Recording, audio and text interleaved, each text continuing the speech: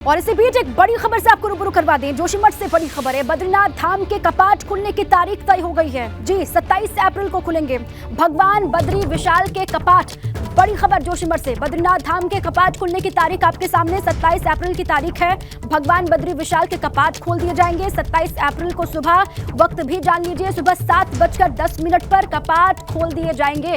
जोशीमठ से बड़ी जानकारी। भगवान बद्री विशाल के दर्शन आप कब से कर पाएंगे, वो तारीख आपके सामने है। कपाट खुलने की तारीख तय हो चुकी है 27 अप्रैल की तारीख, जब भगवान बद्री विशाल के कपाट खुलेंगे दर्शन के लिए। 27 अप्रैल को सुबह 7:10 पर कपाट खोल दिए जाएंगे। जोशीमठ की बात करते हैं। जोशीमठ के लोगों की मुश्किल कम होने का नाम नहीं ले रही है। आपदा प्रभावितों के सामने एक नई समस्या खड़ी हो गई है।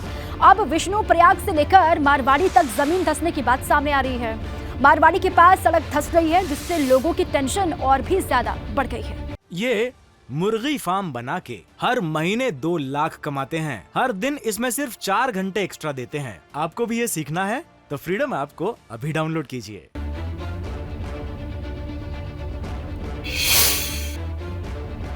और देखिए, अब आपको जोशीमठ आपदा को लेकर एक अपडेट बता दें। आपदा प्रबंधन सचिव रंजीत सिन्हा ने आपदा से जुड़ी ताजा जानकारी साझा की है। रंजीत सिन्हा ने कहा है कि पिछले कुछ दिनों से भवनों की दरारें स्थिर बनी हुई हैं। फिलहाल घरों में कोई भी नई दरार देखी नहीं गई। अभी तक 863 भवनों में दरारें चिन्हित की गई हैं। वहीं 505 घर ऐसे हैं जिनमें मेजर क्रैक आए हुए हैं। पानी के रिसाव से पिछले कुछ दिनों में भी कोई बढ़ोतरी नहीं हुई है और अभी तक जोशीमठ के 286 परिवारों को शिफ्ट किया जा चुका है और 307 परिवारों को अंतरिम राशि के तौर पर 3,77,00,000 रुपए दिए जा चुके हैं। रंजीत सिन्हा ने कहा कि आपदा पर अध्ययन कर रही एजेंसियों ने अपनी प्रारंभिक रिपोर्ट बना ली है। इस पर अध्ययन करने के बाद राज्य सरकार को ये रिपोर्ट जल्द ही सौंप दी जाएगी। तो वो रूट कॉज को फाइंड करने की कोशिश करती है, क्या स्थिति है, डैमेज क्या है और उसका डैमेज का कारण क्या है। तो IIT रुड़की ने जो स्टडी करी है, जो भी जियो टेक्निकल या अन्य चीज़ों की स्टडी करी होगी उन्होंने, उनके आधार पर वही बताएंगे कि क्या डैमेज कितना सीरियस है और क्या कारण हो सकता है, और उसके आधार पे हम उसको स्टेबलाइज करने का हमारा जो DPR बनेगा उसके आधार पे बनेगा। जोशीमठ में आपदा पर हो रही सियासी बयानबाजी पर सीएम धामी का बयान सामने आ गया। मुख्यमंत्री धामी ने कहा है कि जोशीमठ मामले पर राजनीति नहीं होनी चाहिए, क्योंकि जोशीमठ को लेकर जिस तरह से नेगेटिव छवि बनाई जा रही है वो बिल्कुल भी ठीक नहीं है। ये सब नहीं होना चाहिए। राजनीति को परे रखकर जोशीमठ की भलाई के बारे में सभी को सोचने की आवश्यकता है, ये सीएम धामी ने कहा। यही कहना चाहता हूँ कि ये राजनीति करने का समय नहीं है।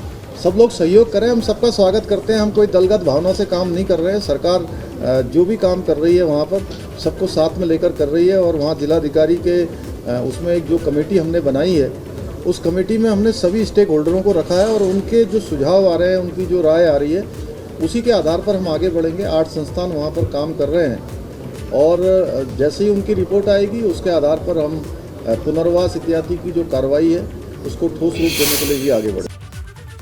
और अब बात मौसम की। उत्तराखंड के पहाड़ों में मौसम बदल गया है। औली में बर्फबारी लगातार जारी है। मौसम विभाग ने संभावना जाहिर की थी कि पहाड़ी इलाकों में मौसम में तब्दीली होगी। मौसम विभाग की भविष्यवाणी एकदम सटीक साबित हुई है। औली में बर्फबारी देखने को मिली। नज़ारा ऐसा कि औली में हर तरफ बर्फ ही बर्फ आपको दिखाई दे रही है। ये सीजन की तीसरी बर्फबारी है। बर्फबारी की खबर के बाद सैलानी बड़ी संख्या में औली का रुख कर रहे हैं।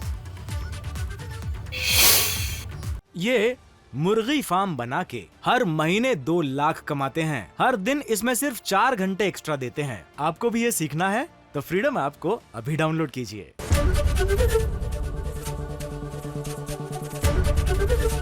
ABP गंगा, खबर आपकी, जुबान आपकी।